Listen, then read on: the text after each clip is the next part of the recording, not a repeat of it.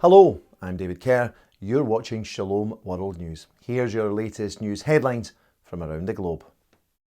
More than 200,000 people have joined the Mexican film star Eduardo Verástegui in praying the Holy Rosary upon the feast of Our Lady of Fatima.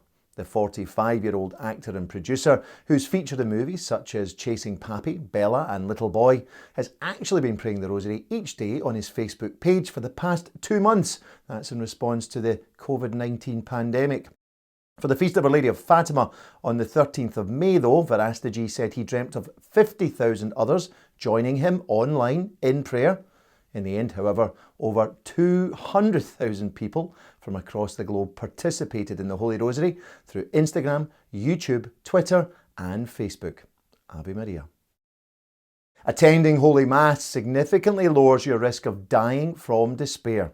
That's the findings of a newly published study by Harvard University. Their T.H. Chan School of Public Health found that regularly attending religious services is associated with lower rates of death from suicide, unintentional poisoning by alcohol or drug overdose, and chronic liver diseases and cirrhosis. All those health outcomes are clinically categorised as death from despair.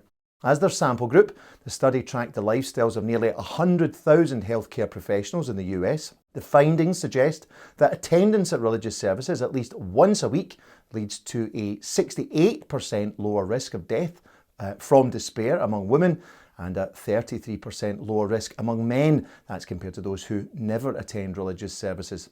The researchers conclude that, quote, religious participation may promote health and well-being through strengthening social integration, encouraging healthy behaviours, and providing a sense of hope, meaning, and purpose in life. Nursing is a heroic vocation and not merely a profession. That was the message of Pope Francis on International Nurses Day this week. The Holy Father made his comment prior to Holy Mass at his Casa Santa Marta residence in Rome on Tuesday. He praised nurses for their heroism during this time of pandemic, a heroism that has seen a significant number of nurses across the globe fall victim to COVID-19 virus themselves. During his homily, Pope Francis explained why the peace of Jesus Christ differs from the peace offered by the world. He said that the latter form of peace was, in his words, temporary and sterile, such that it isolates people from each other. The peace offered by Christ, though, he said, is a free gift that is, in his words, fruitful, such that it creates both communities and communication.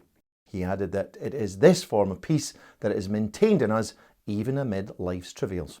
And one final note on that story, with public masses resuming in Italy next week, Pope Francis is to discontinue the live streaming of his daily Mass from the Vatican.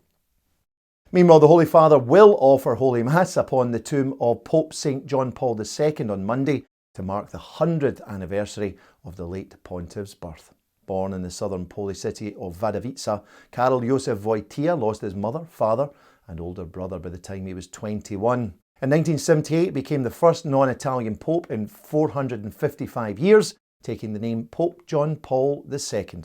In his 27 years of papal ministry, St. John Paul wrote 14 encyclicals, 5 books, canonized 482 saints, and beatified 1,338 others. He was beatified himself by Pope Benedict XVI in 2011 and canonized by Pope Francis 3 years later. Staying in Rome, the Vatican's museums are to reopen to the public next week, following an agreement on health and safety protocols struck between the Italian and Vatican authorities. The doors of the museums will open again on May the 18th, after being closed for over 2 months. The museums employ almost 1,000 people, including custodians, art historians, restorers, and administrative staff. Finally, the Diocese of Rapid City in South Dakota has a new bishop. He's Father Michael Muich, currently the rector of the Cathedral of Our Lady of the Rosary in Duluth, Minnesota. The 59-year-old is a native of Minnesota and the second of 7 children. Father Muich completed studies at both St. Thomas St. Paul University in his home state and also at the American College in Louvain in Belgium.